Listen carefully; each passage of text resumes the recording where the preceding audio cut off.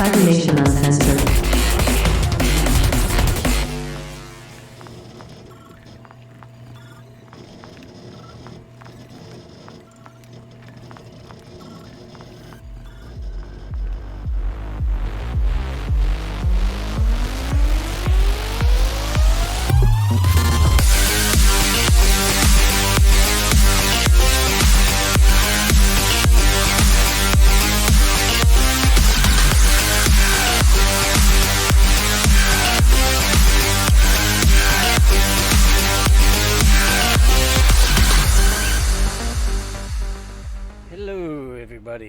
Welcome to another episode of Tales from the Forlorn Dopes. I am one of your hosts, Cybersmily. Greetings, programs. I am the other one of your hosts, Wisdom. And I think today we can start off with what is on everybody's mind, which is, why is a baker's dozen 13? You can't box it symmetrically. It's just totally wrong. Of course, I am joking. We are going to talk about...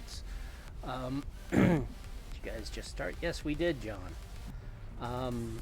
We're going to start talking about what happened yesterday, right? Which was CDPR coming along and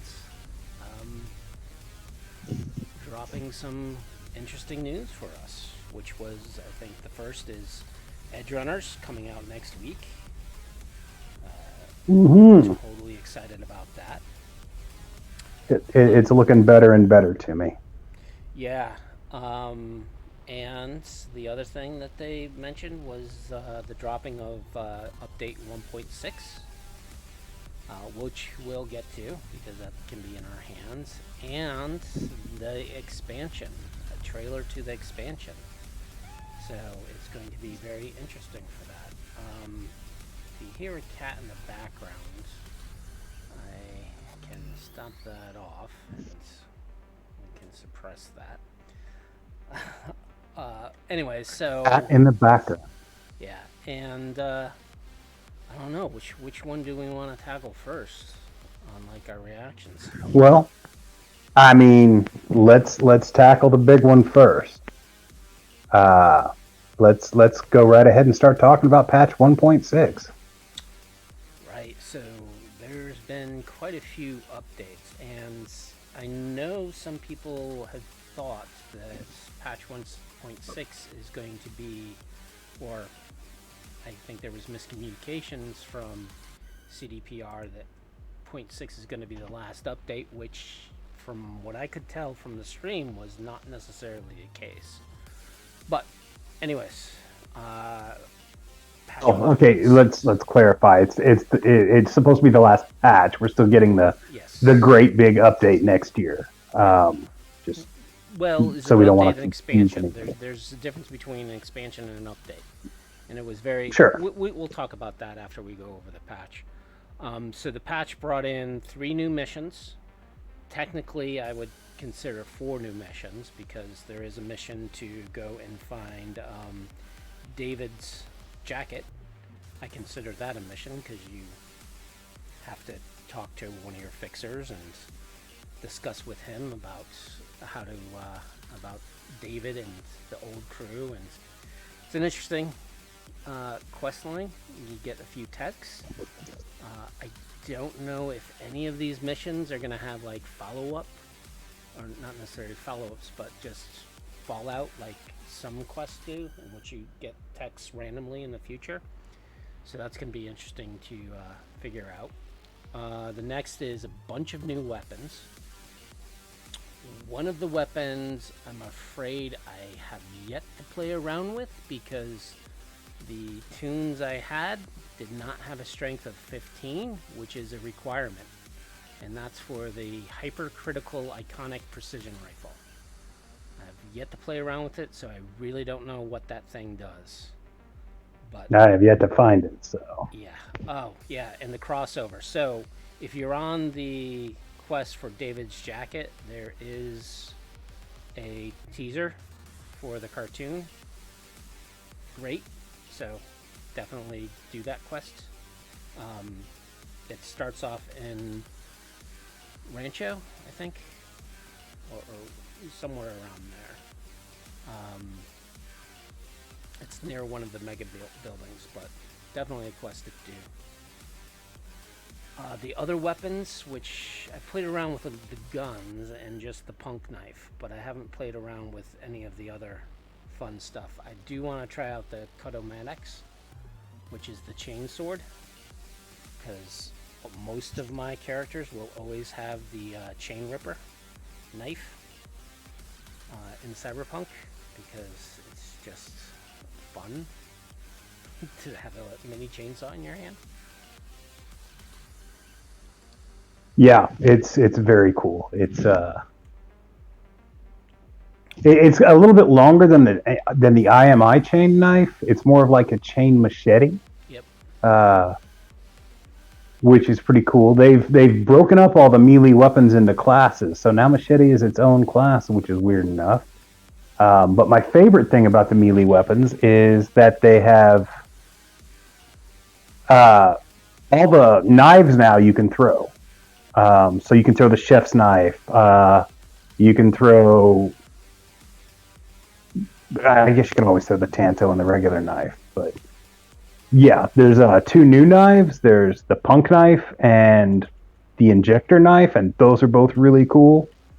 I was very excited to see some new melee weapons. I felt that only having the one knife and the only iconic version of it, you have to get through a mission which is very easy to miss. Like, I missed it on my main character, and I still am mad about that because knives are his second most used weapon. Right. Yeah, I never got into a knife build.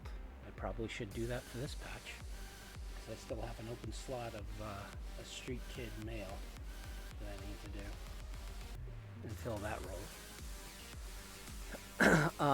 Another cool thing that they have is the cross device saving. So you can save on your PC and pick it up on your PlayStation, or play on your PlayStation, pick it up on your Xbox, which I thought was a nice feature. Yeah, but the best feature that they have added is the transmog feature for your clothing. Yes. That is just hands down the best feature they've added to the game pretty much since it started.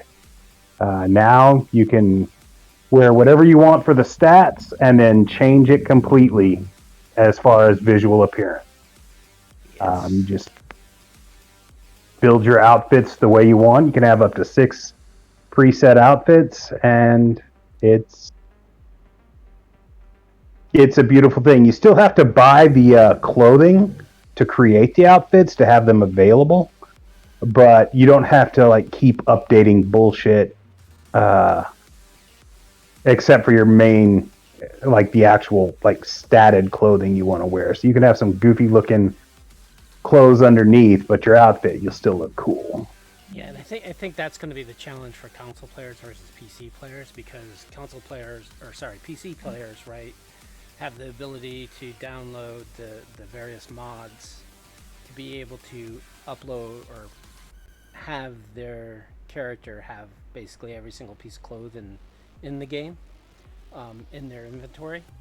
So transmodding for PCs is a lot easier. I have a PC, but I never used that mod. I actually went out and hunted down all of it. Well, I mean, that's the nature of PCs, though, is you guys get all sorts of groovy mods, and you get clothing that, people have created for the game, and all sorts of that. So, I mean, you can still play it straight, and then once you have everything, then you can go through and start downloading mods and what's not. Yeah, I mean, most of the hours I spent on Cyberpunk is hunting down the pieces of clothing. Because once I got the list of all the clothing, I would just basically go to every single clothing store, find that one piece. So eventually, coming up with outfits specifically. Because I agree that the clown outfits that you used to be able to get were not were not satisfactory. So transmog is No, I'd rather just get killed over and over again than look stupid. Yep. And I have spent so much of my time on each of my 3 characters frickin' shopping, trying to create outfits. It's ridiculous. The other thing that is... I was just going to say, it's made worse by the fact that some of the clothing you really like is only available in lower level, lower tier bullshit. So that's no longer an issue. Yep. Yeah, and then you have the other thing, which I don't know if I kind of have mixed feelings on, is the Roach race game. I think I'd rather have more content than I mean, I'd rather have more content too, but if you're going to have video games everywhere in the world, you might as well at least be able to play one of them. But yeah, it probably should have been like day one content, but they were... The only problem I have with Roach Race is it's not true to the very old school 16-bit games, which was the map was always the same. So you just learn the pattern. This is all random, and that's the one thing that is annoying. I mean, the idea that in 2077 we're still playing 16-bit games is kind of bizarre to me, but especially when phones are more powerful than the computers I used to have 10, 20 years ago. I mean, it would have been nice if they put like Witcher 1 in here. Yeah. Yeah, that would have been interesting. I mean, an old PlayStation, like 1 game, couldn't take that much room. Yeah. And then the other feature they added was the nibbles and photo mode. But they didn't include the iguana, which is sad because you can't have a picture with all of your 4-legged family. Yeah, it's nice to have him. I'd have rather just been able to pet him when I was in my apartment, but it's very nice to be able to take Nibbles wherever you like and just pull him out for photographs. The iguana, man, is cool. Like I love the iguana. He likes his chin scratches. Yep. And then there's a bunch of added other fixes to bugs, other additional attributes to various weapons, a little bit of changing of the perks, some bug fixes for quests and gigs. The one thing that's going to drive me crazy is finding the 2 missing legendary pieces for the tech gear and for the media outfits. I've already been all over this freaking map and I don't want to go searching for it again, but being a completionist... Yeah, it gives you something to do. Yeah, being a completionist, I think it's going to be what it is. The one feature I extremely love out of everything with this patch is the optimization for the inventory and vendors screens. Now, like I said, I've gone off and I've collected every single piece of clothing in the game, and the amount of time it would take from clicking on an item in my inventory to my stash to load it would take upwards of 30 seconds to do that transfer. Now it is just seamless and beautiful. I don't know what the issue was there and why it took so long when you had so many items in an inventory. But again, that one I do love. For those who were used to use the hack for, well, it was kind of an exploit of the targeting acquisition, target analysis mod, in which you could make buku bucks at low level. that has now nerfed. You cannot do that. The same goes with pretty much all the cyberware. They've nerfed all the mods that you could craft to be, the selling price is lower than the cost of actually creating it. So, John, you find the iguana. So in the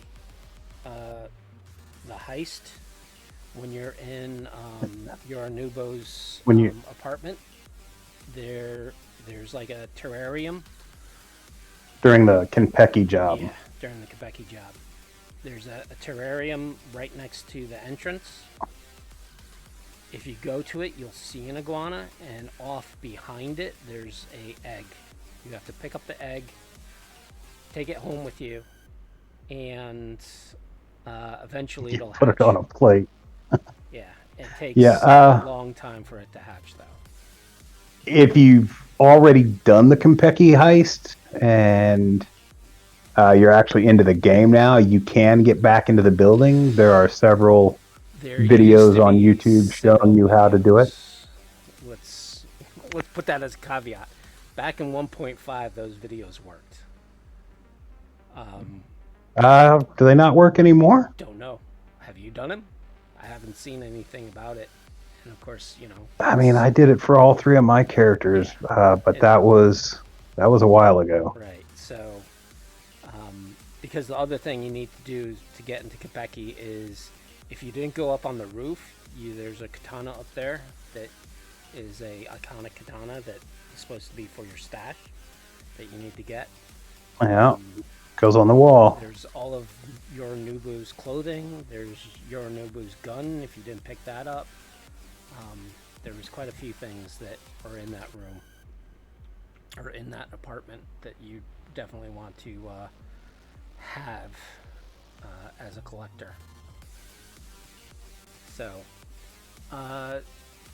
yeah. So my suggestion, if you're looking to make money with crafting, you need to get the legendary weapons and build those if you want money.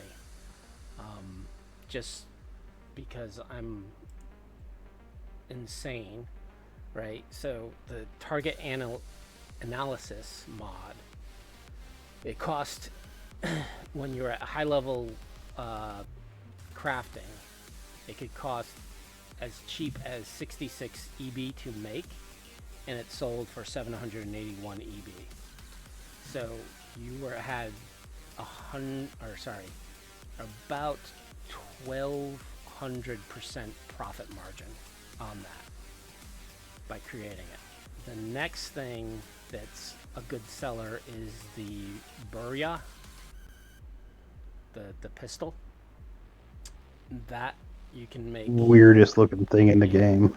That you can make about a 570% profit, which translates to about 1,800 EB. However, the Burya is legendary, so that means you have to have a tech at 18, and you need to be 12th level to be able to do it. Versus the target analysis, which you could start making at 5th level and just make infinite cash at 5th level. So there is that. So if you don't have a PC and don't want to make instant cash through mods, or you're on a console, yeah, they kind of strapped you on how you can make cash now. I just noticed in the clothing vendors, there's a new option for what they show you of clothing that is not in your wardrobe already, which is very, very nice.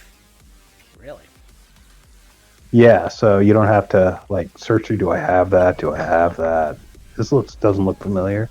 No, you just see it now. Awesome. I appreciate that, because when I was, like I said, doing my clothes hunt, that was the one thing that I had to write down everything and just go check line by line. Do I have that? No. Do I have that? No. Do I have that? Yes.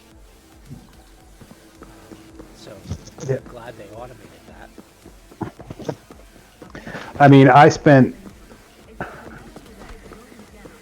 can't tell you how much time I spent once I hit level 50 going through and like, I got to have everything in purple. And now that doesn't matter. And I can still go clothing shopping because there's still a bunch of stuff that I didn't have because I never could find it in iconic or legendary. Refused. No. Now it's not important. Yes, I love that feature. Thank you for pointing that out. I did not notice that.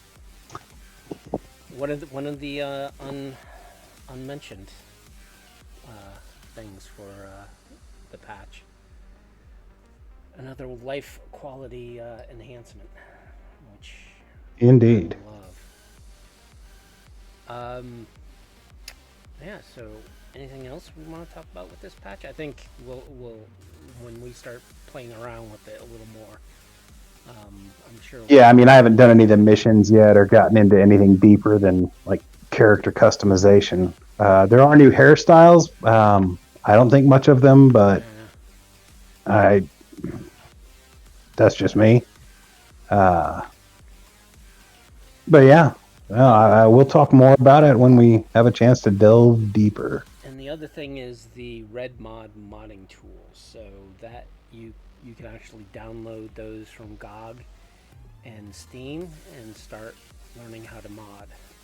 The only thing I think you can't really do is create adventures or scenarios and missions, just because of how complex they can be and how the engine works. So. PC players get all the good shit. Yeah. Well, you never know. I mean, they might open it up where you know, the console games can download mods.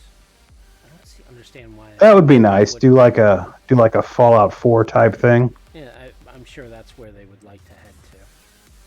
So that's 1.6. The next thing I think we should talk about is the expansion. Oh, one last thing about 1.6. I don't know if anybody else has noticed this, but I can't find any clothing mods anywhere. So if anybody wants to pipe up, if they've found them, let me know where they can be bought. All right. So the next is the expansion trailer, which looks interesting. So interesting is the right word. If you haven't gone and watched the preview, go watch it. It basically you're about to get some spoilers.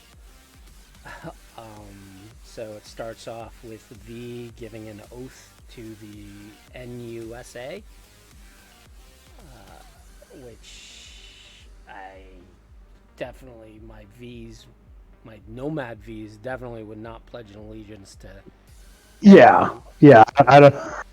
That is. I don't think any of my three characters would. Well, maybe the ninja. He might choose to do it, but the street kid, she's not going to do it, and the nomad's definitely not going to do it. I mean, my corpos would probably do it just because. Okay, what do you have to offer? Yeah, sure, I'll give you an oath. Yeah, they're the corpse. Words are meaningless. Exactly. Unless I'm having to sign a document in that case. But yeah.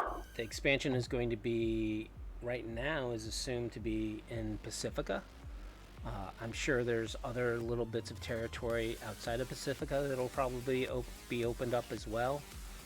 If it's going to be as big as the Witcher's patch, I think they would have to. I mean, you've got that giant frickin' complex that you can kind of hop the fence and get over to every now and then, but there's just it's just a buggy mess in there. There's nothing there. Yeah, I've been in the combat zone. The only thing I found there was a group of Netwatch that I could kill and then bring in cops into the area. But other than that, yeah, it's very buggy. You can fall through the world. Yeah, there's no at times, and there's really nothing something. It's all like under the map shit. Yeah.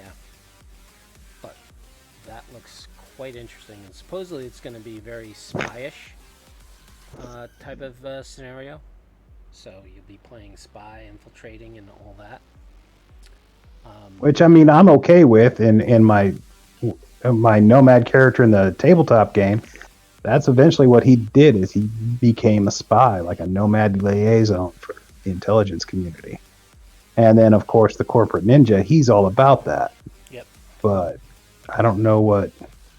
It's a weird direction to kind of push you into. The other it looks very. Go ahead. Go ahead. Nah, you go ahead. I was just gonna say, it looks like it's gonna tie into politics a lot. What I'm hoping, and I kind of caught a glimpse that made me think of it, is I'm not gonna name any names to throw any spoilers out there, but at one point in the game, you help out a couple whose the husband is a politician. And it kind of that mission tree just kind of ends on like this what the fuck note, and there's no resolution. And it looks like we might finally get some resolution for that. Maybe. That'd be interesting. I'm thinking that that's what it all ties into. It's also possible that this could be a I don't want to say a happy ending choice for your character, but it could lead into, some kind of resolution for the V Johnny situation. Right. Yeah, speaking of Johnny, Keanu Reeves did come back for this expansion, so Johnny is not out of your head, which implies that this is going to be before the ending game. Man, I hope.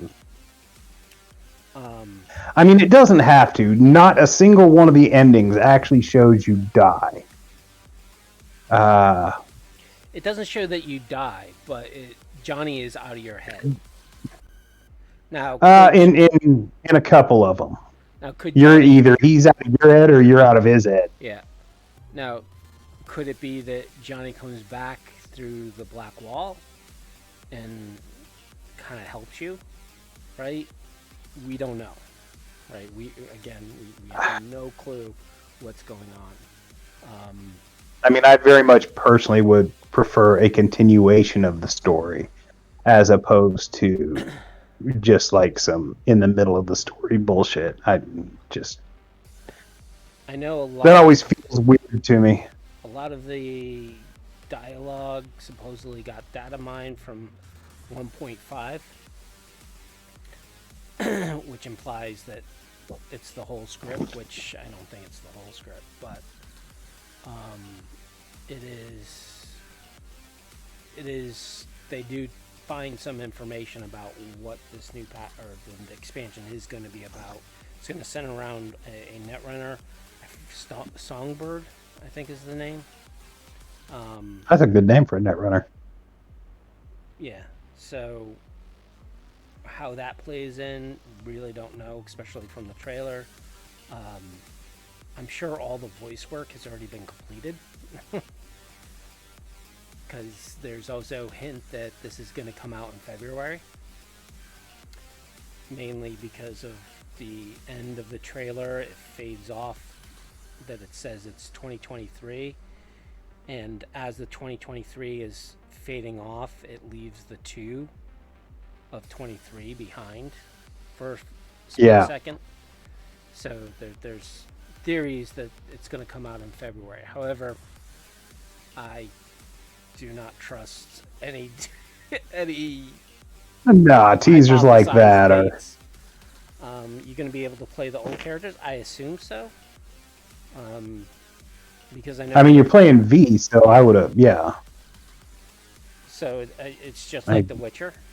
So I assume that they're going to also allow you to bump up the levels to like 100. I think that's what they did with Blood and Wine with Witcher 3. That would be nice. So, yep. So that's coming out. So we got another possible 6 months if everything goes well. Hopefully, there won't be any plagues happening. There won't be any major hacks. You shut your mouth right now. Don't jinx this shit. Any major hacks to CDPR. You know, all that fun stuff that hopefully marketing is listening to the developers this time. You know, all the stuff that kind of went wrong with. Yeah, hopefully they just tell marketing to shut the fuck up. Yeah. I mean, I think they tell the board of directors to keep their mouths shut. Right. So the other thing that kind of was mentioned during the stream, which was the Night City, what was it called? Night City Watch? I forget what that stream was. So there was 2 streams. One with where they talked about the edgerunner, they talked about 1.6, and they talked about the expansion. When they were talking about the 1.6, the senior developer or senior design developer manager, I forget his title and I forget his name, which shame on me. He hinted that there is going to be more updates for 2077 before the expansion. And the updates he talked about, and again, don't know if it's when he mentioned updates, he meant expansion, or he means updates being independent. But he talked that there is going to be an update to the police system, and there's going to be the ability to do combat within your car. So you'll be able to fire weapons while you're driving, which is already, that would be nice. That's already a mod. And I think the developers for that mod are actually now working for CDPR. So also keep that in mind, that a lot of those modders are now developers for Cyberpunk 2077. And I think those guys are, as you can see with the transmog and a bunch of other little things that the modders are actually implementing. What used to be mods are now becoming actual game functionality. So I wish more companies would do that. Take advantage of that shit, because the modders usually come up with really fantastic stuff, and then they get kind of shit on by the companies behind it. Yeah. Yeah, because there's some crazy mods. There's one mod I want to get installed, but I was waiting for this patch to drop, and also now to make sure that that mod still works, is there's actually a mod that for all the little secrets that are out there, right? So you come upon a scene where there's a dead body or some situation, you find a shard, and that is actually what they call a secret. There's a mod that someone created that takes all those secrets, 190 of them, and turns them into gigs from Regina.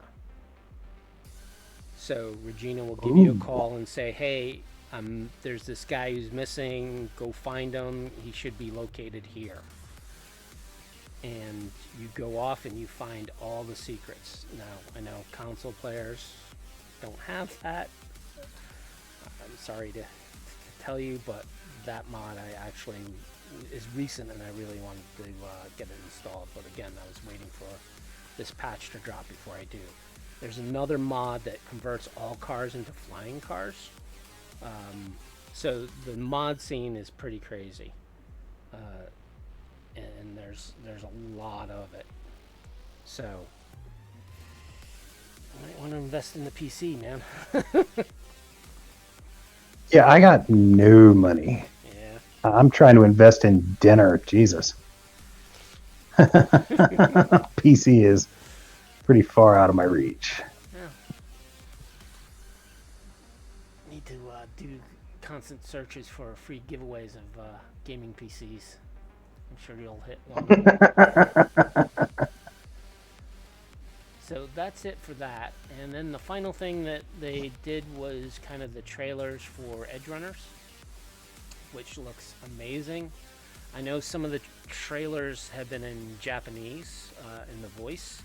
However, they confirmed in the Night City Watch, again, get what the stream was called, but they confirmed that there is actually supported in multi-languages, so wherever you are, you do not have to worry about reading subtitles. I have a friend who was very gung-ho for the anime, but he's like, if I gotta read subtitles, I'm not watching it because I can't read subtitles. I don't know how you can be into anime and hate subtitles. I got some friends like that too. He's not into anime. He's into Cyberpunk. So it's one of those things like, hey, if I can't understand it, I'm not gonna sit there and read because, you know, he's an old grognard like me, so his eyes aren't as good. I mean, I got shitty eyes too, and I just turned 50, so. Yeah, but you're paying more attention to reading the dialogue than paying attention to the actual visuals, which I understand. But yeah, so that's kind of the big news that happened around Cyberpunk, at least for Cyberpunk 2077. When it comes to Cyberpunk Red, they did drop a DLC that basically fills out all the missing content from Stories of the Red. So you have the ability to now have the maps and all the stuff with the downloads. Also, they just released the physical copies, so you can go off and buy that at your local game store as well as arthousorian.com. Now, that's in North America only. European buyers, apparently there's still going to be a little bit of a wait for you, but it's coming very soon. Yeah, today and for the physical copies. You can get digital copies right now as well. Yep. Like there's no wait on that. And I think that's just the day and age we live in right now. Is shipping is just a mess and everything's a mess. Everything is in fact a mess. So I think that's about it from Cyberpunk 2077, Cyberpunk Red News. I don't have too much on any other media when it comes to Cyberpunk. Again, I'm still trying to find more information about the peripherals and when that's supposed to come out. I know they stopped the principal filming of that show back in last November, December. So I don't know if that show just got canned and Amazon just didn't pick it up. I don't know, but I hope not. I hope not, but I mean, special effects take a long time. Editing takes a long time. Very true. And they might release it to, test audience, and they're like, what the fuck is this piece of shit? Right? And they're like, yeah. I mean, that's the sad truth with those streaming services, especially, I don't know, Netflix is going through some shit right now, and so is HBO. Like, there's big shakeups at both, and a lot of good shows are being canceled or just not picked up in the first place. Yep. Yeah, so if I hear any fun news about any Cyberpunk TV or movies that are coming out, I will always keep you guys posted. Finally, in our news, I pushed out a new release this past weekend, which upgraded the ACPA generator.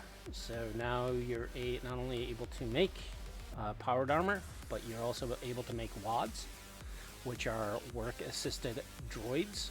but you can't say droids. They are drones, in my opinion, because we don't want Lucasfilms suing anybody, especially over that. So yes, so now you're able to do that. There's other tweaks on that editor that allows you to customize a lot more. I know it was a request from some of the fans of my sites to get implemented because people are looking to get more power armor involved in their campaigns, which I think is crazy.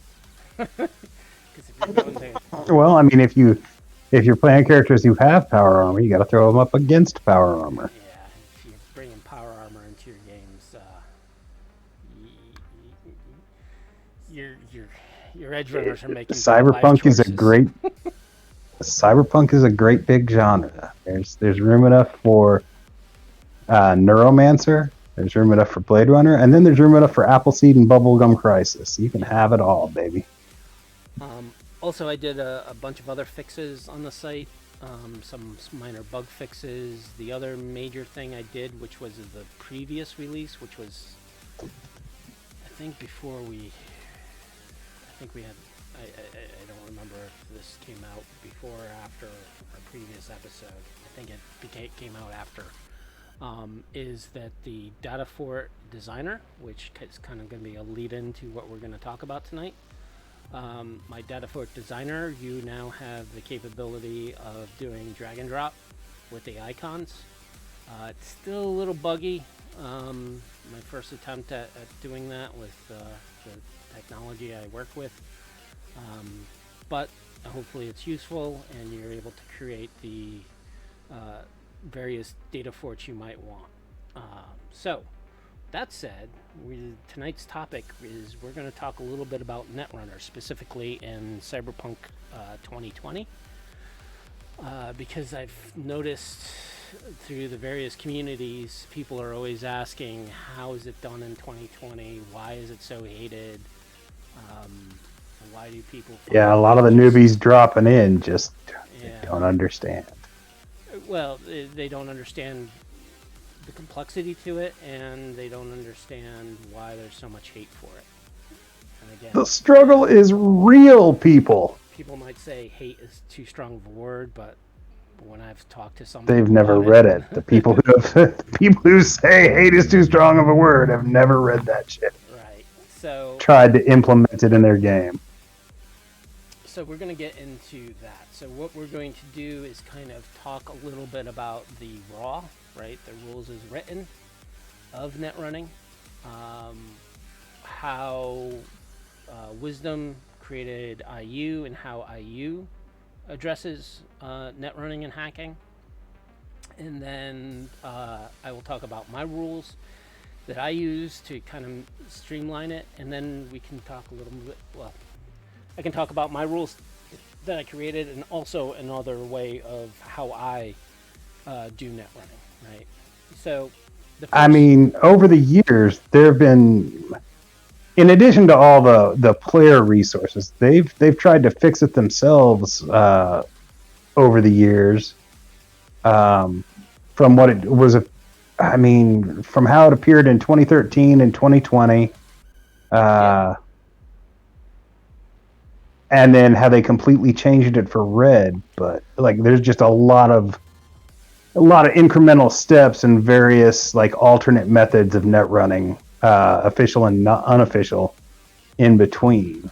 Yeah, and for me, it seems like red went back to the way 2013 did it. So I guess we can talk. A lot of that. So 2013.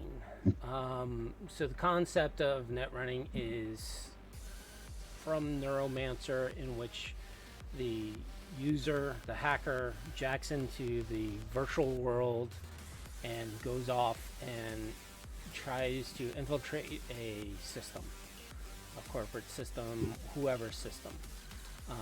And it's very much like Lawnmower Man style virtual reality. Johnny Mnemonic. Johnny Mnemonic. There was another good one. There was a movie called Disclosure with Yeah, that had a good one. Michael Douglas and Demi Moore. It's actually, that's a good corporate movie to watch if you want to get inspired. But yeah, so there's When that movie existed, holy shit. Yeah, remember that? I liked how they did the virtual world aspect of their computer system,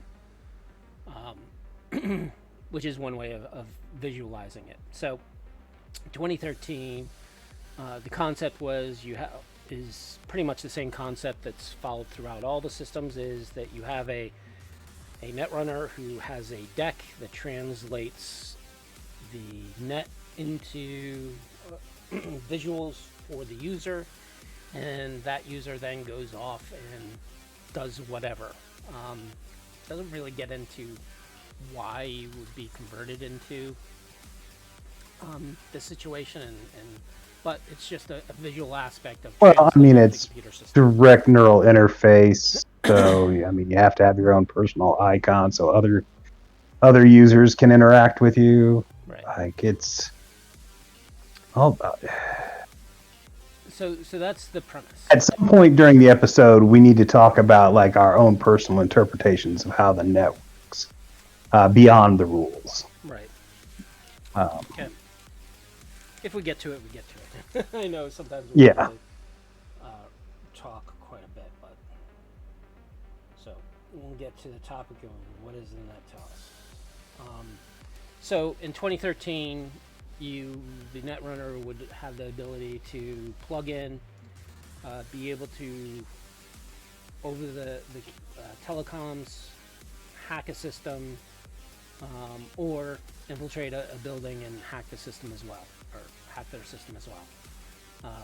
The premise of all three versions of Cyberpunk is that there is some type of map to give some type of visual explanation of how a system is laid out.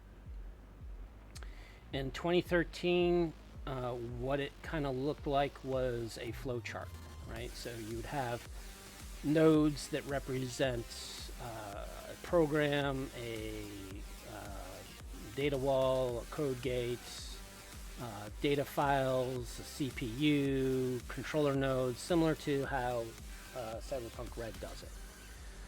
However, unlike Cyberpunk Red, in which it's kind of this binary tree structure, 2013 could be any type of graph or a map in which you could have multiple nodes leading off from one node.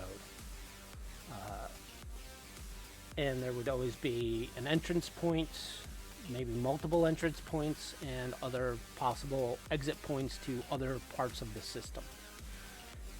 So as a GM, you would have to write out, the flowchart map, fill it in with what you think it is, and then the runner would go against it, armed with a bunch of programs in a cyber deck, and the GM would walk them through that, right?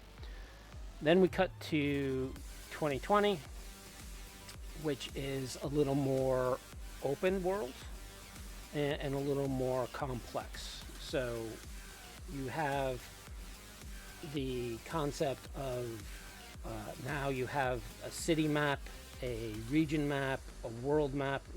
Region maps actually came in from Bart Morse's guide, but you had a world map and city maps, and the aim was to build up trace to prevent any type of tracking or tracer programs from finding out where your physical location was, so a hit team or the police could not come and basically throw you in prison immediately or kill you.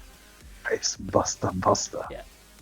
So then the next layer, of course, is the city map. You would go into the city and go to the data fort you want.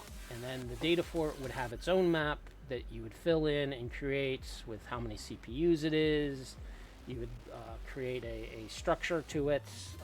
They give a perfect an example of using crossword puzzles to create the system and what it would look like. And then it would basically turn into a dungeon crawl. right? In which the netrunner would go, I'm going to enter through this wall, or break through this wall, or break through this code gate, and whatever's on the other side, I'll fight the programs, I'll go to this CPU, figure out, or install a virus, check out these MUs to find the data I'm looking for, and deal with any other things. Right, and the concepts around that was that a data fort, and I think it's a misconcept, in my opinion, is that a data fort included everything about an office, right? So all the office terminals were linked to this one data fort. All the security cameras would be linked to this one data fort. All the security doors would be linked to this one data fort.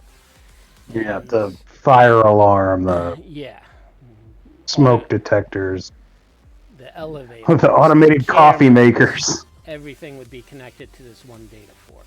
And I think that was a misconception that a lot of referees tried to put everything into the one data fort and not think about, well, if I'm a business, there's risk to keeping all that stuff online and accessible that someone from halfway across the world can come in and infiltrate.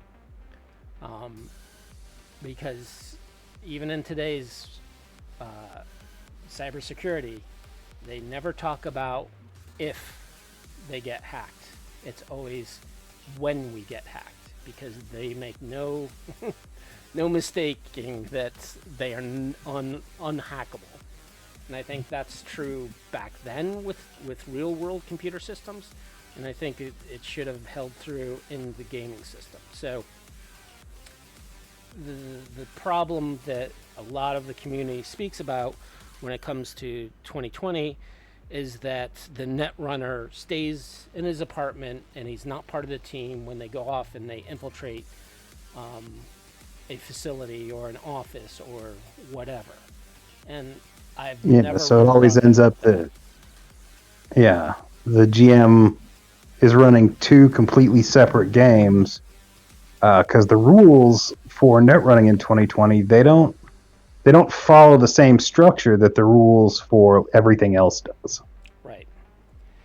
So oftentimes it would be the GM or the referee would take the netrunner aside and spend half an hour to an hour having that netrunner run the whole fort and do everything within that fort.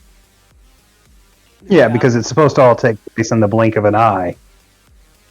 Well, and again, the concept is 3 net turns is equal to 1 physical turn in 2020, which I don't think people realize. There's that translation as well. So, guess what? In red, how many net turns for every physical turn? 3 net turns. So that ruling hasn't really changed.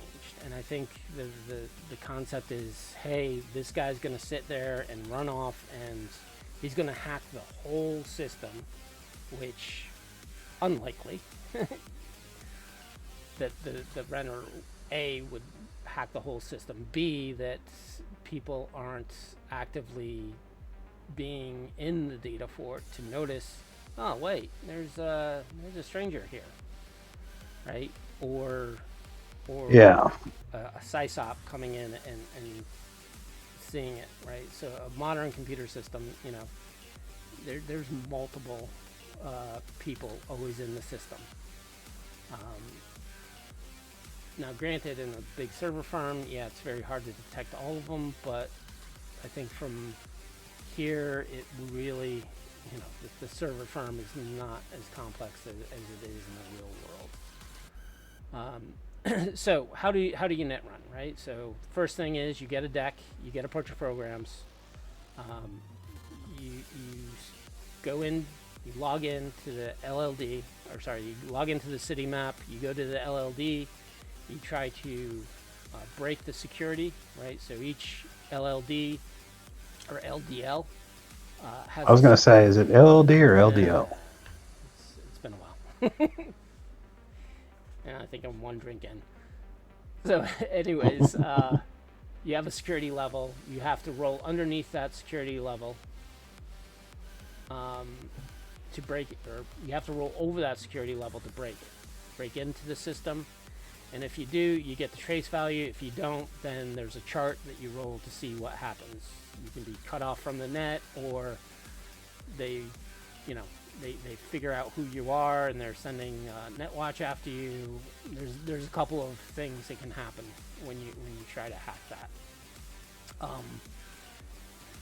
So you go off, you build trace because you want trace, because the reason why you want trace is if in a data fort there is a tracing program, you roll the tracing program strength plus a d10 versus the trace to see if you get traced. So you want to try to build at least 10 or so,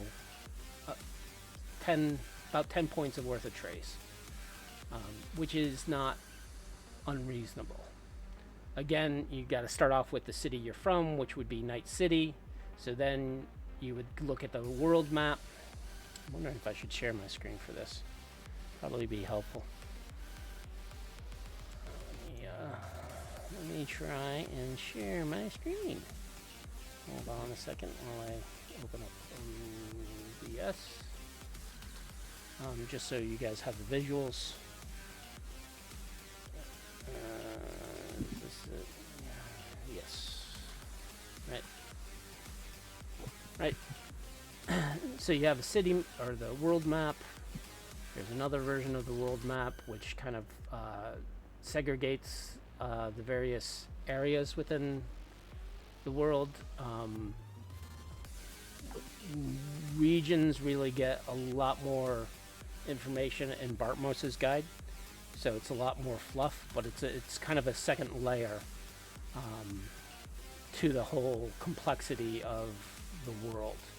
So in the worlds, you have the ability to encounter other netrunners, but the reality is, if you're a GM, you're not going to do that unless you're one-on-one with that one player and they want to have fun. So netrunning can be a great one-player game as a referee. The other thing is making the whole team netrunners, right? And they're off hacking major systems and taking down the corporations. They also have space. I'm not going to get into space. That's a whole other concept. So as you can see in here, in this chart, there's the locations or all the cities that list the security level and the trace that you get from it. And then again, who controls it. So these are the people who are going to throw some people after you if you try to hack it. And then you get into the city. So you start from the city. You would then go into the world, and then you have a movement of 5 squares, and it has to be straight. So either you do horizontal or vertical. You can't go diagonal. So once you're in Night City, you would just build up trace by going to like Salt Lake, hitting San Francisco, going back to Night City, and that will build you up between Night City. We got 2, San Francisco, 2, 6, Salt Lake, 1, so that's 5. Not a lot, but you're busy. So then you come back into Night City, and then you just go to whatever data fort you want within the city, and then from that data fort you would go to, and again I'm gonna kind of scroll down to a data fort, right, which is kind of like that, right? You go into that data fort. Once you're on this map, again you're moving 5, but on this map you have 20 squares of vision, and you would go in and try to hack this data fort. Now, as a player, you really shouldn't know what's inside, which is great for the VTTs because you can do fog of war when it comes to planning this out. And then the netrunner would decide, okay, I'm going to punch through this data wall and I'm going to punch through this code gate. So hopefully you have a program that does both. If not, you can only use the program against the object you're going against. So for code gates, you need a code cracker. For data walls, you need something like a hammer or some other intrusion type of program. And for that, you would then, again, interface as a skill, not needed. And we're not using any type of initiative quite yet, because there's no, the Netrunner has yet to encounter anything. When they get into the data fort and there's a program behind it, that's when you would probably get into the initiative cycle. So you don't even have to bother with initiative if there's no programs outside or any Netrunners on the outside. So then you roll the strength of your program plus a d10 versus the strength of the code gate plus a d10. And if you win, you break through. If you don't, you can try again. The only thing that would alert something inside is there are intrusion programs for walls that'll make noise. I think Jackhammer is one of them that'll make noise, and what noise means is any programs that are within this area will be alerted to the Netrunner and their intrusion. Yeah, which set off internal alarms. Yep. ICE is wonderful. So once I've broken into this data fort, actually let's do this because I have it open. So as you can see, this is my data fort designer. I can quickly create a map for us for gaming purposes. I need to throw in another. Right, and again, this is a random map I created based on the books. The reality is a third CPU is probably not going to fit in here unless I move. Come on, where is it? There we go. Nope. Again, like I said, my drag and drop is buggy, so I'm just going to move you and make it so I can have 3 CPUs. So the random generator isn't that great. Again, I use the books. I'm going to try to improve this to make it more realistic. And throw in another program.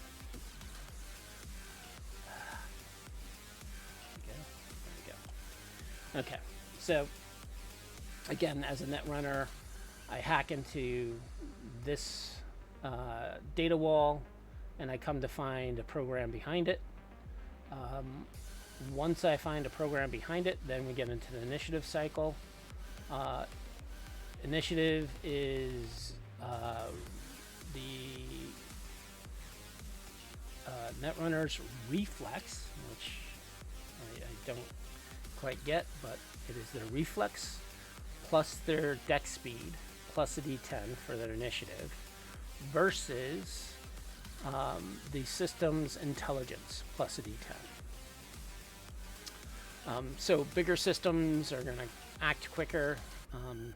Weaker systems like this are going to be pretty trivial to hack into. Wow. We lost over quite a few people. I guess people don't want to learn about Netrunning. Anyways, hopefully the people who are staying on, you learn a little. If not, well, hopefully people who watch the YouTube will. Anyways, so they fight against this particular program. Then you determine what kind of programs there are. So 4 is a generic program. Let's turn them into something better. Let's call him Killer. Yeah. Right.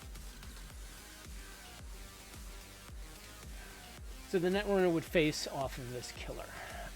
And the killer would... Oops.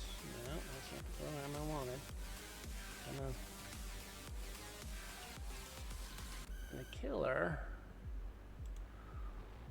would fight against whatever anti-program the Netrunner would have. And if the Netrunner doesn't have an anti-program, guess what? The killer's not going to do anything to him.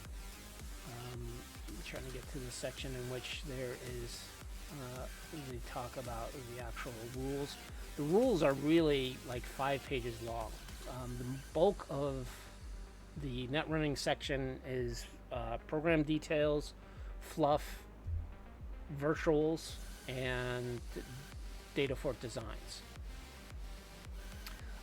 So you would turn to here in this section. Actually, it's less than 5 pages. Right? So we have combat, computer intelligence plus a D10, Netrunner's reflex plus dex speed plus a D10. Right. I mean, there are so many fucking programs. Yeah. Well, it's similar to Dungeons and Dragons, right? In which you have spells. Yeah, really, that's what the whole thing is supposed to do. It's supposed to be the spellcaster version for Cyberpunk. Yep. And then when you get into the actual combat, they'll determine exactly what are you actually rolling, right? So you would go to this particular section if you have a stealth or evasion program running. The attacking program would check to see if they can even see you. For example, maybe you entered the fort with invisibility. The killer 6 would roll against your invisibility, which is a strength 4. So the Netrunner would roll a 4 plus a D10 versus the killer 6 plus a D10. So there's a good chance the killer might spot you. However, the killer isn't really going to do anything because it's an anti-program. So it's not going to harm the Netrunner, but any programs the Netrunner is running, the killer is going to attack. So the killer, once he wins initiative, would then go in and attack. And again, is there attacks against programs, right? So the killer would roll a D10. Or use to attack other programs when successful attack is made. So again, the killer would roll a D10 plus its strength against the strength of the program. So again, it's attacking the 4. It hits the 4. It'll do damage. You would have to look up what killer does. I think killer does 3d6 damage, and the damage would basically reduce its strength and cause it to be destroyed. Now there's some programs that'll actually re-res, but again, those are different options, and I'm not going to go into all the minutia that comes with programs. So much minutia. Yeah. So anti-systems, so this is where you're actually hacking the CPUs and or the cyber decks. So an anti-system program can attack the Netrunner's deck, which can wreak havoc on their deck. And again, each program has their own description of what it does.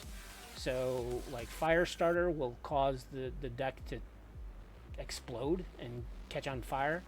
And if, for example, the Netrunner got hit with a glue, that deck is starting to fire and you're trapped in the net.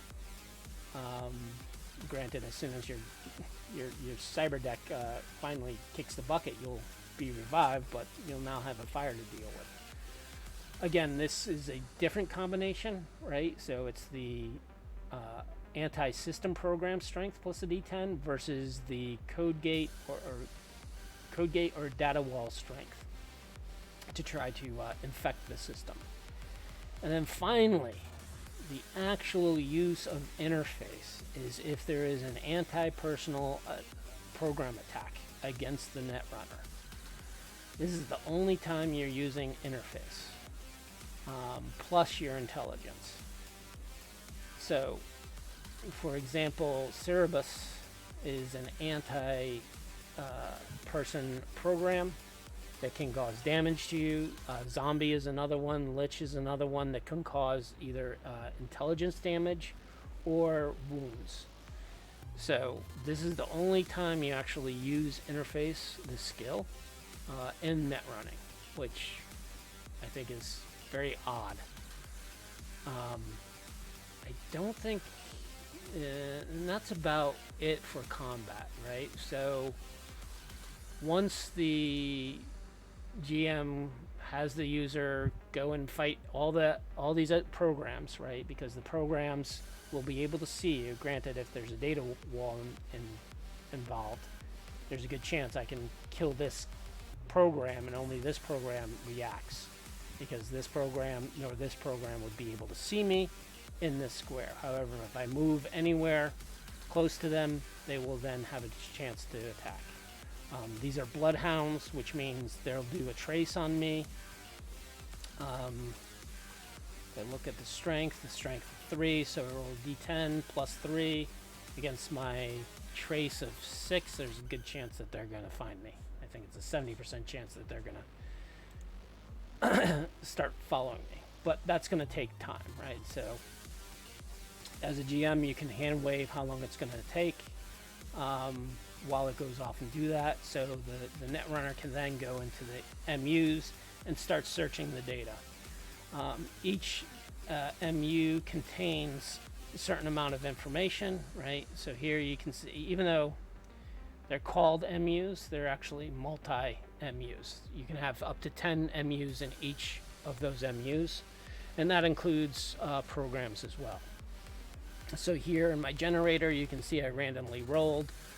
There's Black Ops information in here, database, enter office, and all the various data that would be used by a corporation. So as a GM, I would flag whatever MU the Netrunner is supposed to go to, or I might just say, hey, this is the MU that you're going to find it. There's an encrypt file. Use your decryptor to get that information and get the hell out, right? So that's it for kind of doing the net running. The other aspects of a Netrunner, which I think are often overlooked, is their ability to control remotes. With that, they are able to find any remotes within a given radius. I want to say 30 meters. Again, most of the Netrunners I have played with always forget to use it. that action, which always baffles me, but as a GM I'm never going to remind them to play how they should play their characters, unless they are a new character or a new player. Sorry if I'm scrolling so fast. I'm not sure if all this content is really feasible on the net, right? But for review, run programs, create and delete. So those are visuals. So these are the kind of actions a Netrunner can do, which is log in, log off, run a program, use an LDL, copy any files or other programs. I don't think you can copy programs because rules. Erase programs, read information, edit, and create and delete. They didn't. I thought control remote was in. Oh, here it is. Locate. So you can locate remote 400 meters. That's humongous.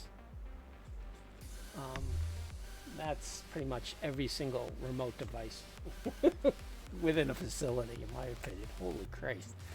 Forgot how heinous that is. And then once a Netrunner finds a remote, for example, oftentimes what I use this for is they're at the chain link fence. They notice that there is cameras. Netrunner would use this ability to locate if that camera is a remote camera, i.e. it's Wi-Fi. If it is, I'm going to try to control it. However, if you try to control it, you need to make sure that you have a controlling program. And then this is actually different and again, the inconsistencies of how tasks are succeeded always varies within Cyberpunk for all versions, I think.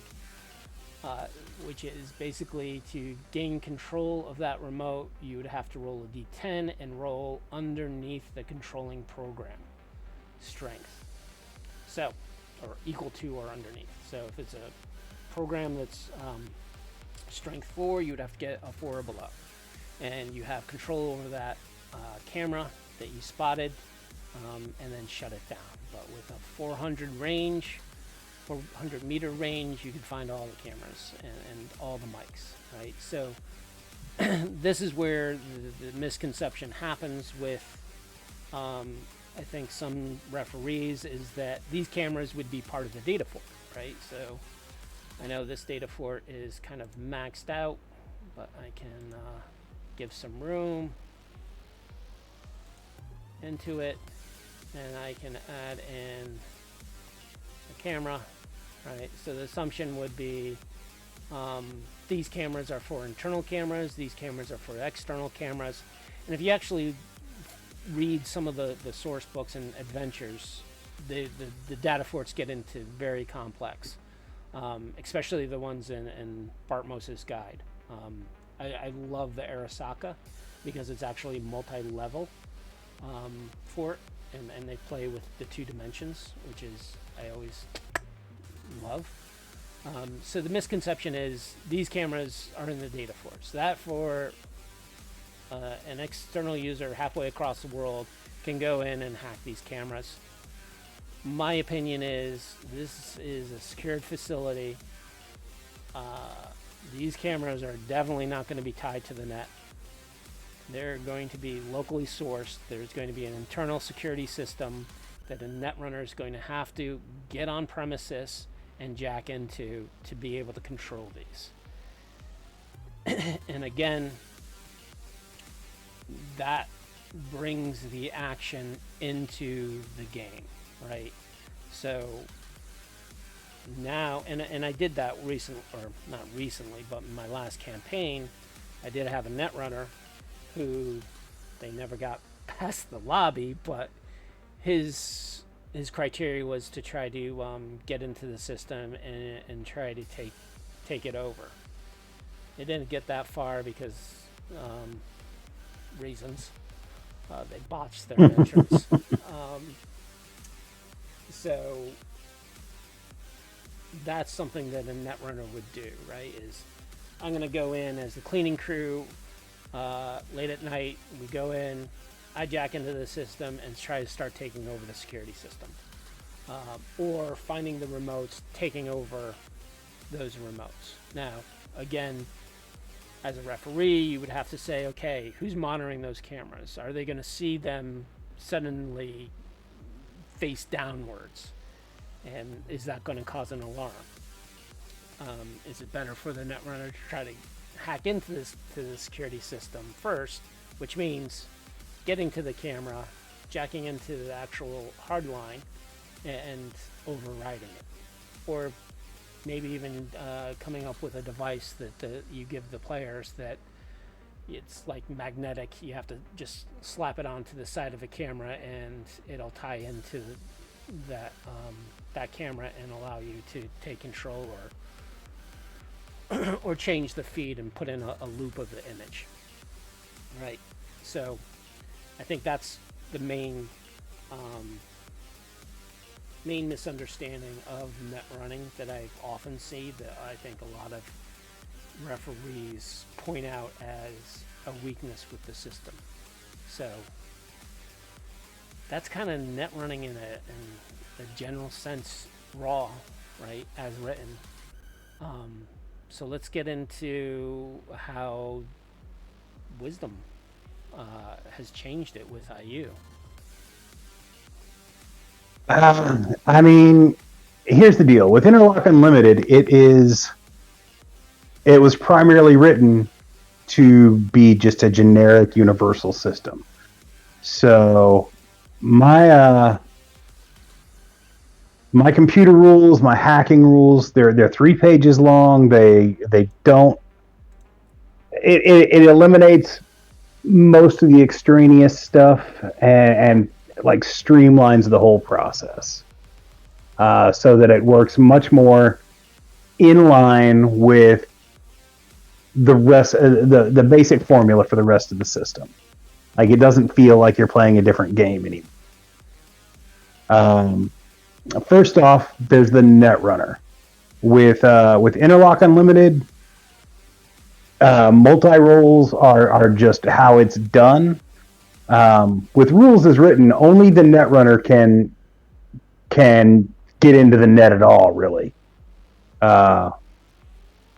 With Interlock Unlimited, that's not the case, and anyone can take points in net running. So anybody can at least try. Beyond that,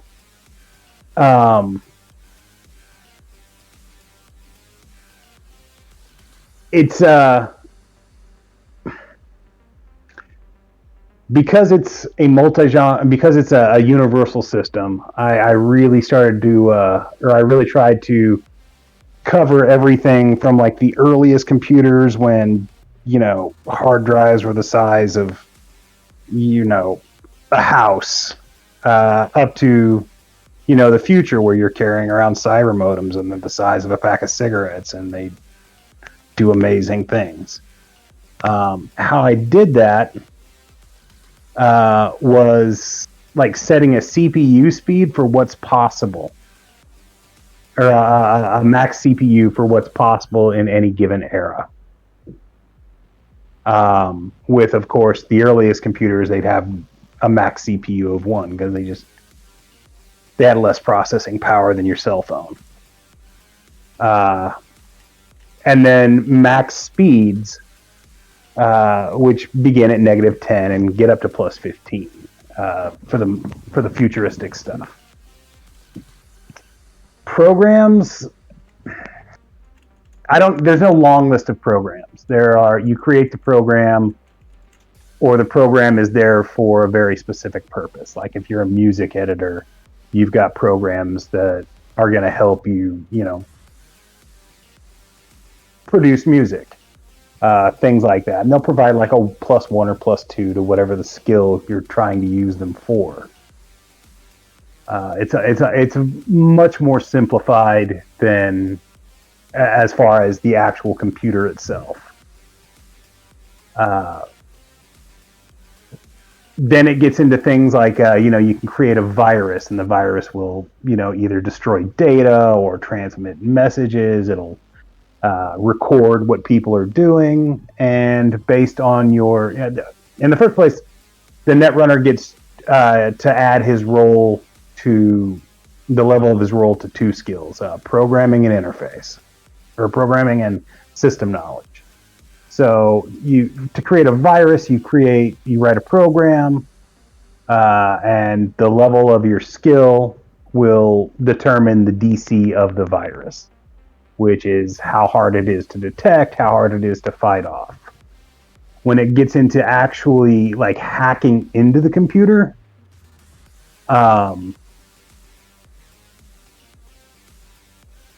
that evolves at the same rate that the computers themselves are going to evolve.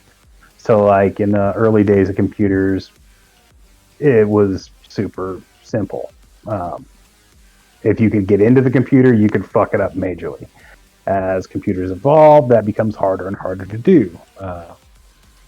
But more moving parts is also the easier. When something does go wrong, the harder it breaks. To hack a computer, the character must first roll his library search to find the specific target via the net. Now, you can alternately know the net location of the target, and then you don't have to roll that, such as like, if a government official contacts you, you've got that guy's IP. So the library search itself is unnecessary. But once you have your target, the hacker will roll an opposed roll against the targeted computer. And it'll be the hacker's intelligence, plus their programming skill, plus their interface, plus their computer speed, plus a D10, versus the target computer's computer speed, CPU, and protection level.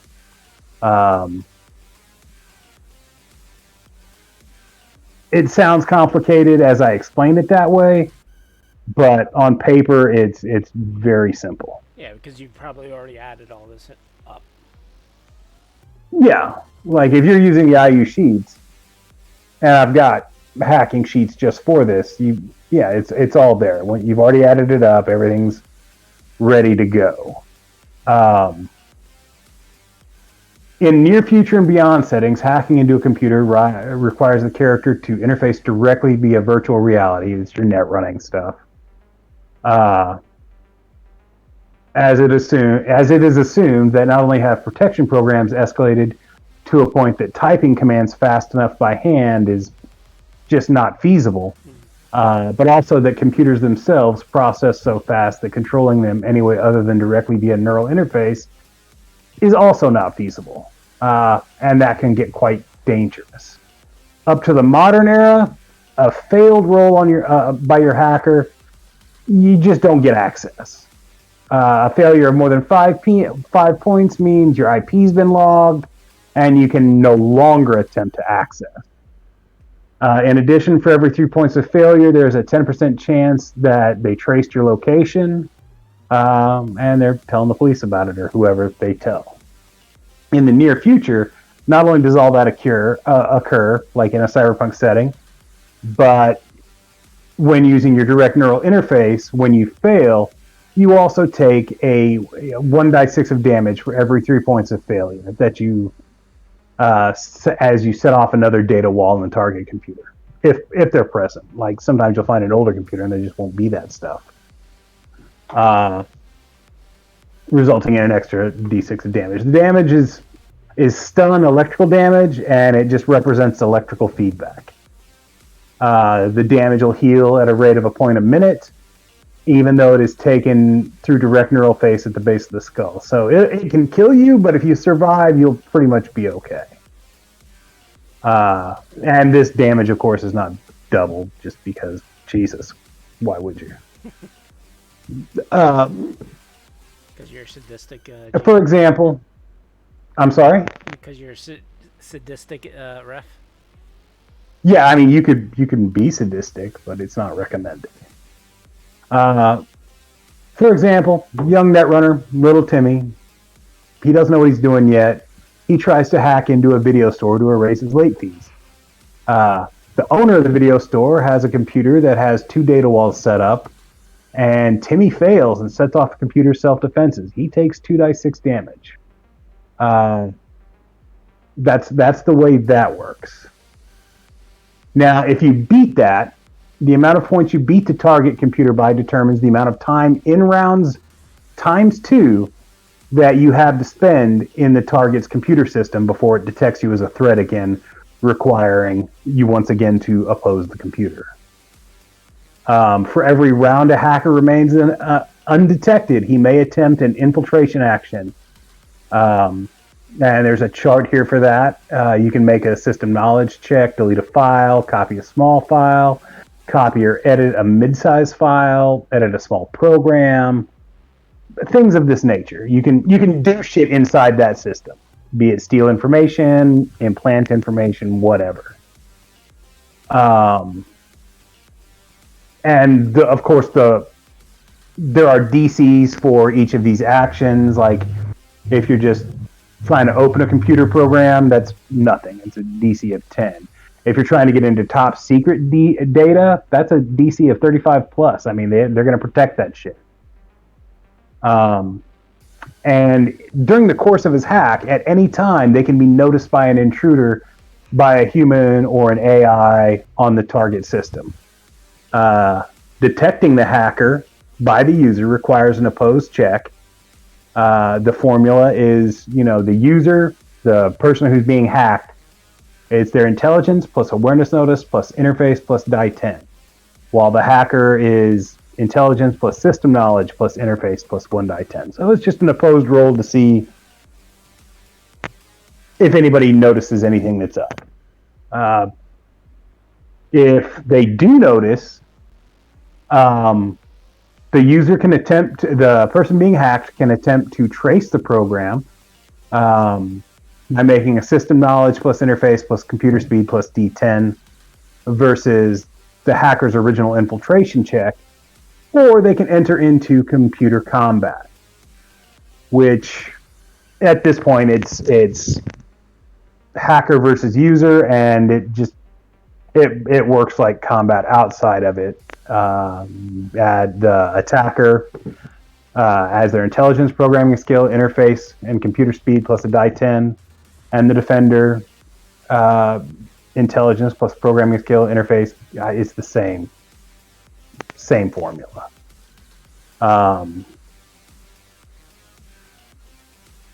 And that's just basically how it works. It's a much more simplified version that eliminates all the extraneous bullshit. I wouldn't say it's simplified. I think it's a little more streamlined, in which you don't have to worry about a map. It's just... Well, okay, by simplified, yeah, you don't have to worry about the map. You don't have to worry about like a book full of fucking programs. You don't have to do any of that. Plus, it works, like the skills that you use are different, but it works in the same way as everything else in Cyberpunk. Right. And Interlock does. That is just, your skills and modifiers plus a roll versus the target's DC, which is, of course, modified by whatever it's got going on. And you don't have any special attacks that can happen either, so... Right. I mean, there's all sorts of things you can do in there, but it's all fairly straightforward. Like the math would get hard if you don't have the shit written out for you already, but in effect, it's much simpler to use than rules as written. Right.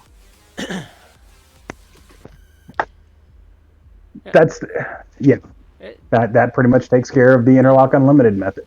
It's pretty straightforward. So I do have a version as well. If you go into my site, and you go to the quick NR, just gonna open this on the side. There's one other program or one other utility. I mean, for IU, everything from like how to build a computer to like computer hacking and combat, it's only 3 pages long. So right. With images. So my system, again, was trying to simplify the complexity of 2020 into just a couple of roles. So one is go off and build base link, right? So trace. My suggestion is to go off and use my utility that allows you to build trace, which is this wonderful thing. So here I would say I'm going to start off in Night City. And then let's just say I start off here. I travel. And I come to here. Look at that. And I go hack it. That's beautiful. So I hack this. I'm now going to go up to the region. And then I'm going to go hack this to build some trace. Then I'm going to go over here to San Francisco. Build some more trace. And then I'm going to come back here. And head back into the city. And then I'm going to head over to Arasaka. So, also in my utility, I actually added in the hacking difficulty that it uses my system. So this is Arasaka, right? And I tell that, oops, it has a SysOp. Technically, there should be an AI, but the choice of whether a system has a SysOp or AI is a random roll for every data fort here. Just keep that in mind. I was just probably should actually implement it a little better, but for now, this is what I use. So I build up my trace, which is trace 6. So I'm ready to go to the next step. So the next step is do the intrusion, right? So as a GM, I'm going to determine whether or not I have a data wall, give a data wall and a code gate strength for that data fort. So they can be different. The Netrunner, again, you're unlike Wisdom System, I'm actually going to have programs, so you want to pick either a decryptor or an intrusion program, and you tell me whether you're going through the data wall or you're going through the data or the code gate, and you figure it out just like rules is written. Roll roll a d10 plus the strength versus the strength plus a d10. If you're using a noisy program, that I'll actually add in a difficulty into the next roll, right? So as you can see here, a hammer can be heard 10 spaces away, so add 5 to the difficulty roll. So it's based on half the number of spaces that program is noisy. There's ones that are, 20 square feet or 20 squares, so keep that in mind. So I'm trying to use Cyberpunk 2020 system and their programs into the system.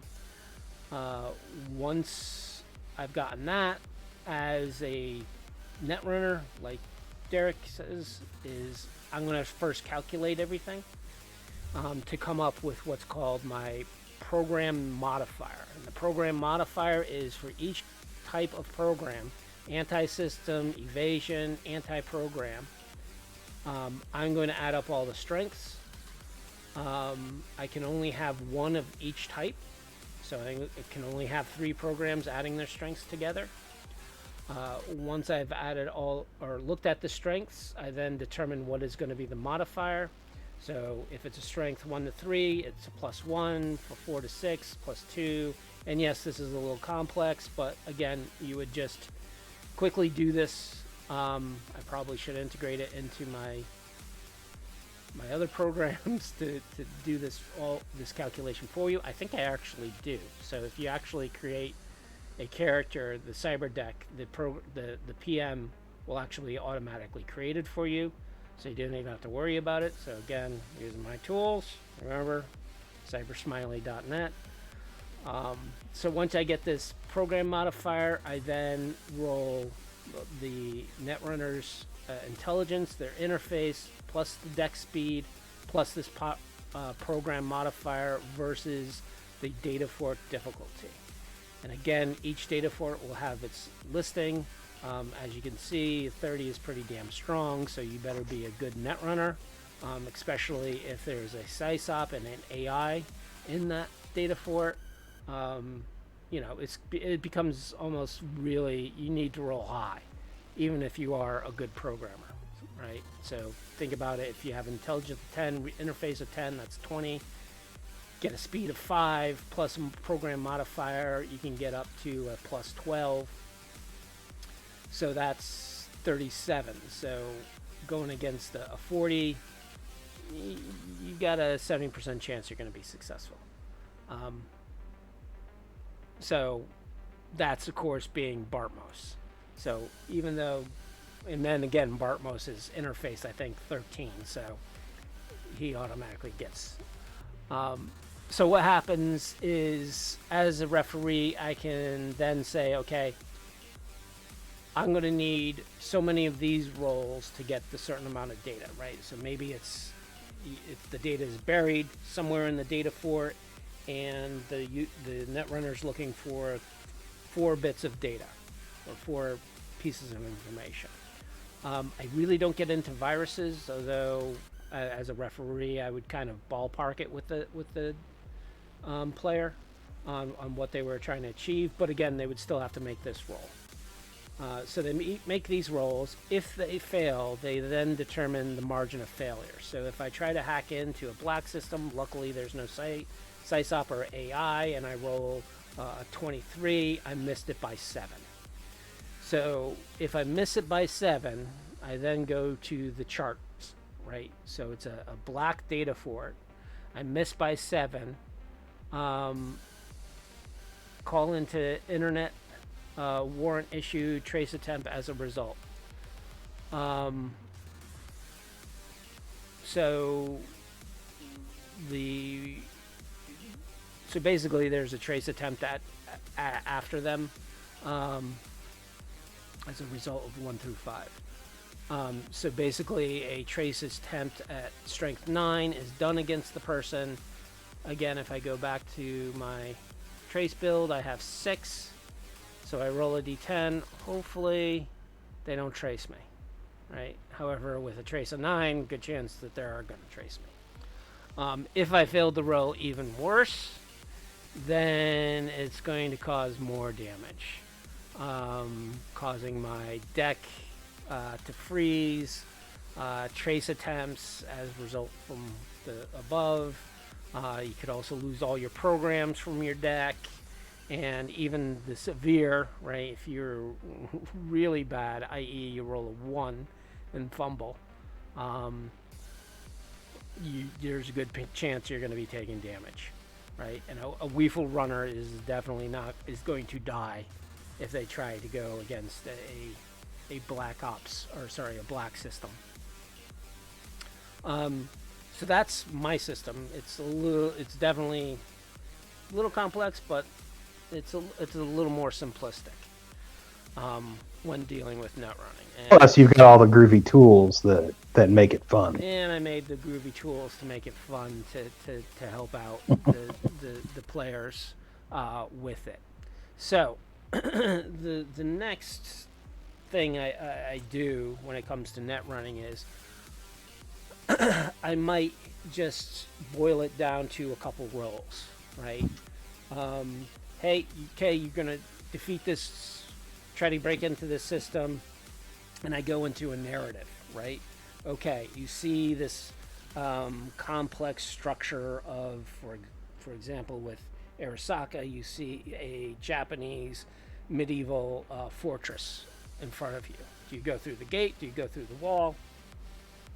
You go through the gate, fine, we'll do the code gate, or the data wall, the intrusion.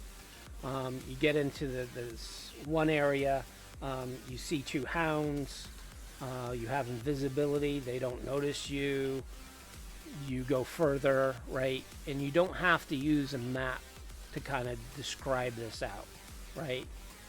You tell the player, well, from your sources, actually it's SIA, which is a program that you should tell your Netrunners to use, is you'll be able to see what things actually are in this virtual space. So you'll notice that the hounds are actual hounds, or dog program, or you see a food dog, when in reality it's actually a service. You try to avoid that and escape detection, and you notice a chest that you definitely understand is a MU. You head over to the chest, you open it up, there's all these scrolls, you start unrolling the scrolls to figure out what data you're looking for, and eventually you find the heading you're looking for, you find, oh, it's encrypted, decrypt it, and kind of play it that way. That way is a little more quicker when dealing, as opposed to this, right? Doing the data fort map, because what you're doing is, okay, I go 1, 2, 3, 4, 5. I move here. I attack this program. Do that. Okay, now I'm gonna head over to this MU by going 1, 2, 3, 4, 5. Oh, I got a program. I gotta attack it. I'll defeat it. Now I'm gonna search that. So that you're kind of removing the calculations of where you are in the fort and making it more of a narrative, which also will speed up Netrunning within 2020. And again, you could use the narrative concept within Cyberpunk 2013, which they kind of allude to, and you could probably do it within Cyberpunk Red. Red is a little more odder because it's a binary tree structure, which basically you're in an elevator and you go floor by floor. So that's a little odd on how to do that, and turning that into kind of a narrative. But you do a little bit of narrative, like what programs you face versus what you counter next. So any of those systems of using what we've described is, by all means, helps with Netrunning, and in my opinion, don't be afraid to allow a player to be a Netrunner. One caveat to that is you need to stress to the Netrunner, whatever system you decide to use, that they know the rules as well as you. Yes. because Absolutely. on my last campaign, my player who wanted to be a netrunner, I stressed to him, listen, you need to read the rules. Yep, I'll read the rules. Like, you have to read the rules. You have to know what's going on if you want to become a netrunner. Yep, I want to be a netrunner, and I will learn the rules. Didn't pick up the book. Didn't read anything. Constantly asking me my opinion on what I should do. And I'm like, I told you in the beginning, this is on you, not me. If you want to play this character, you need to know the rules. And every time he did a net run, it would be like, okay, so what are the rules? And that is what dragged the play down for the net runner. Is that the net runner did not know the rules that they should know. And especially if they have an interface of more than two, they should know the rules as a player. And the character should know the rules. I mean, every now and then, having to like update someone on what's available to them is one thing, but if they don't even bother to, just at that point, no, we're just going to go back to Netrunners as NPC. Yep. Yeah. Because if the player's not willing to learn it, because that's where the quickness happens. Is the players know what to roll, when to roll it, and how to achieve their goal. If they're constantly struggling and asking you, and God, I don't know all the rules at any particular time. I sometimes have to look them up too, because maybe there's an obscure rule that this netrunner is finally using. And instead of them learning the rule and telling me how it works, I have to go off and look it up. And that's the killer to the gameplay. Yeah, I mean, it's like any other rule. Like, you expect the player to know how to, roll a skill check, or, how to shoot someone in game, how combat works. If you're going to play a netrunner, you need to know the rules, not just the GM. Because when you don't, it drags the game down to a crawl for everyone, because you're in the net. They all have to wait for you to get done with what you're doing.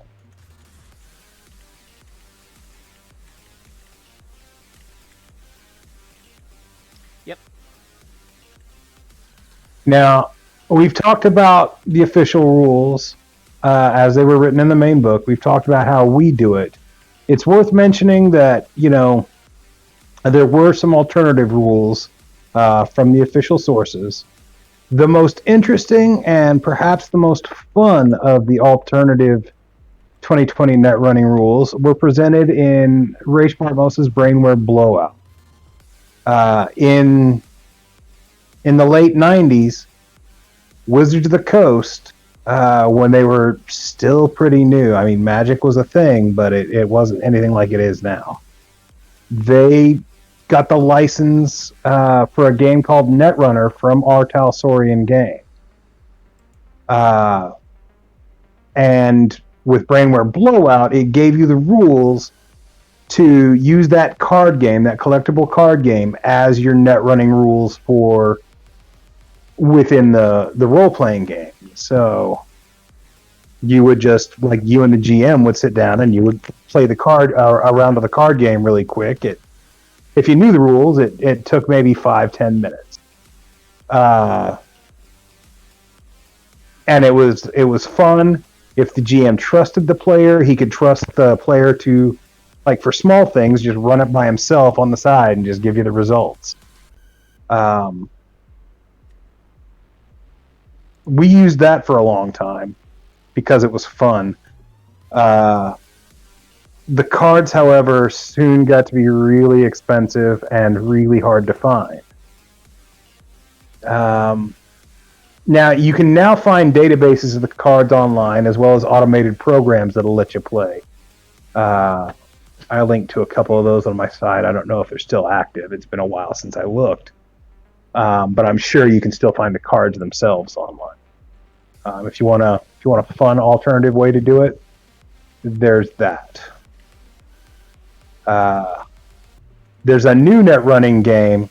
They bought the rights to the name Netrunner from Wizards of the Coast, but it's not tied into R. Talsorian at all, as far as I In addition, and I would be very lax not to mention it. There is an excellent, I mean, fantastic fan resource out there called Run.net, and it's written by some friends of ours from the Views from the Edge forum. I very much recommend that. It's a little bit more complicated than either Will or Mine system, but it's much more. It's a much better alternative than the rules is written. It streamlines it, not to the degree that we have, but or even the degree that Red has, but it's a much more balanced look at Netrunning. Yep. Yeah, so, again, I think we kind of covered the whole subject. And like I said, I saw a lot of people in the community, either trashing Netrunning, which I get, right? Because there's always that misconception. But for RunNet, is that what you're asking, Rob? You can find it at the View from the Edge forum. Here's the link. There's an entire subsection of the forum devoted to it. You'll probably have to actually join the forum, like sign up to access it. But yeah, Run.net's fantastic. It's written by Companero and Interrupt. Originally, other people have contributed to it, of course, because it's a kind of a group project. But they're the ones who started the whole thing. That's where a lot of the old school legends of Cyberpunk used to gather, and in fact, a lot of the contributors to my work, that's where I know them from.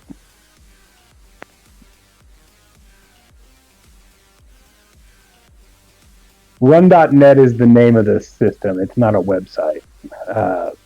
Rob, I'm sorry about the confusion there. Let's see if I can get... There are... It's hosted on other places. I don't know them off the top of my head at the moment.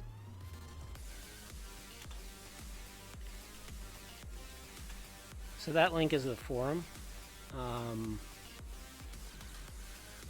It might be in there, or you might be able to ask them.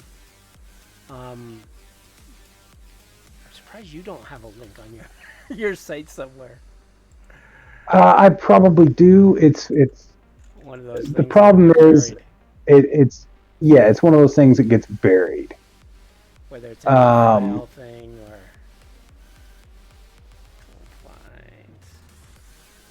there's also some other people who came in late and tried to take all the credit for it. Right. So I'm very careful with where I send people to find it.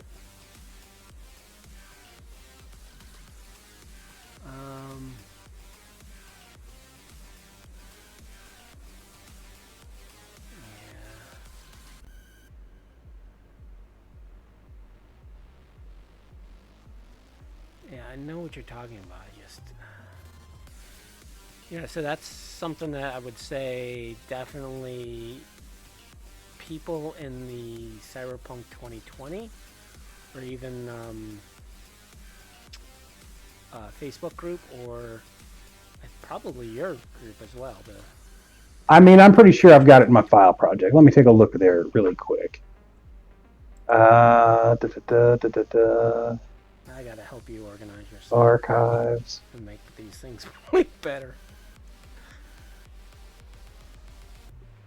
I know you're mad mind, you can find everything, but... I'd like to say that, but the truth is I have no clue what I'm doing half the time. There's so much...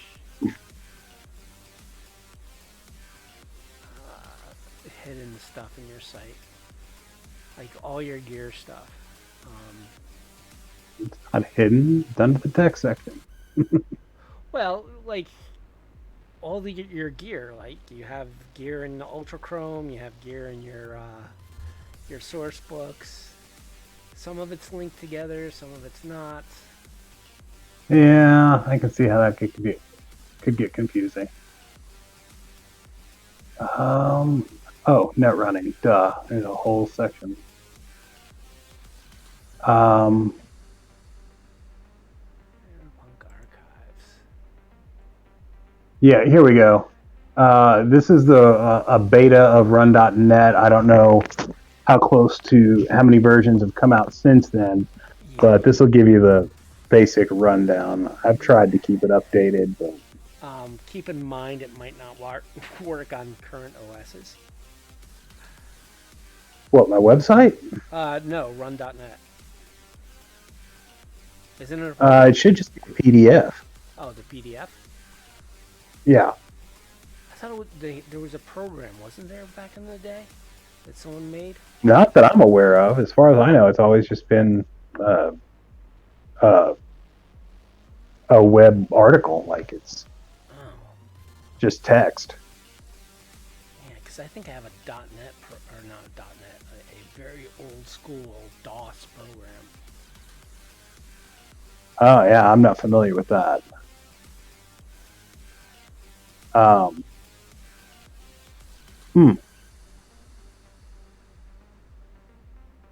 talking like old school stuff. I mean, a lot of that stuff is just lost to antiquity. I've tried to save as much of it as I can with the archives.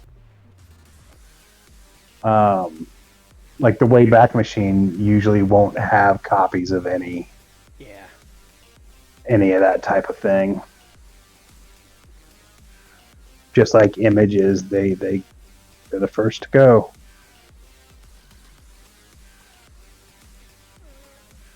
Damn, I could have sworn I had some old school program that I can never get working on my machine. Well, yeah, there were a lot of those too, written for very specific OSs. Usually Linux. Paper Dragon has. That's what I would have suggested is check out, Paul Romain's site. Who knows? Yeah, Paul Romain. But yeah, the one who actually got me into my development work. I used to hang out with him all the time on like ICQ and Yep. Good old days. Yeah, I don't know how. Oh yeah, they're ICQ and the news groups. FRP Rec 20 Cyberpunk news groups. Back when those existed. I'm sure they still exist, but I don't know of anybody who still uses them for anything. No, that's because I don't still use them for anything, so they could be still popular. I know people still use Usenet, so for IRC chat, shit like that, so who the fuck knows? Old school ways. Let me give me a second. Rob, I will get the link as well. So Paper Dragon dash or paper-dragon.com. That's some old school utilities. I gained some inspiration from that site for my own utilities. So he hasn't touched that code in 20 months. So keep that in mind, or not 20 months, 20 years. So keep that in mind when you go to his site. The second link I gave, which was the file project details, that's the PDF for run.net.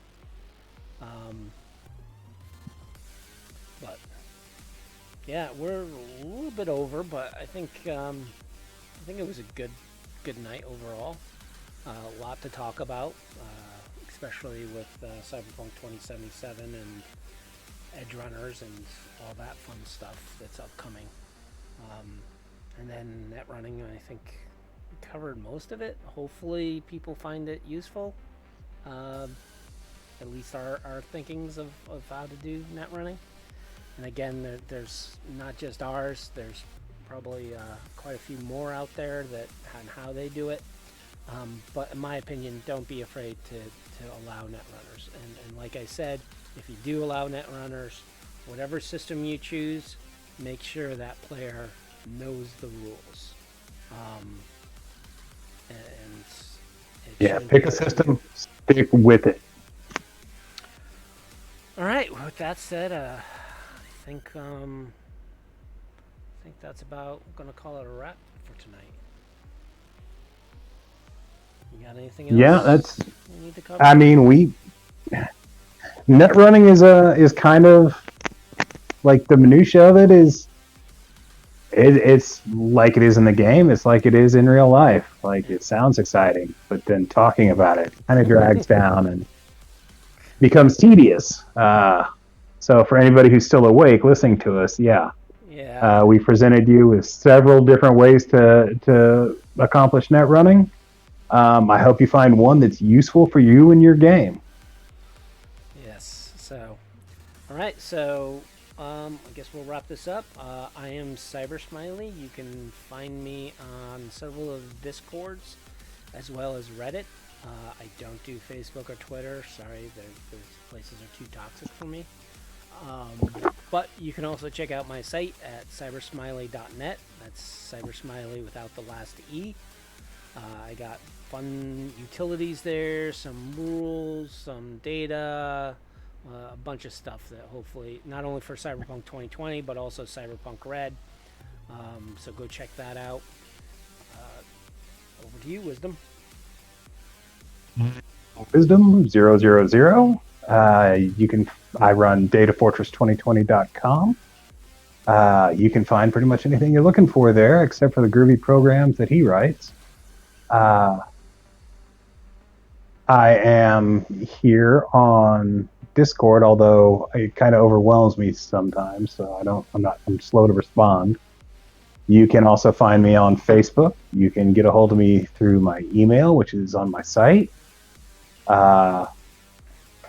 If you've still got AIM or ICQ, you might be able to find me there. As always, please send us messages with any questions, complaints, or criticisms, suggestions, anything like that. We love to hear that stuff, any kind of feedback we get from you guys.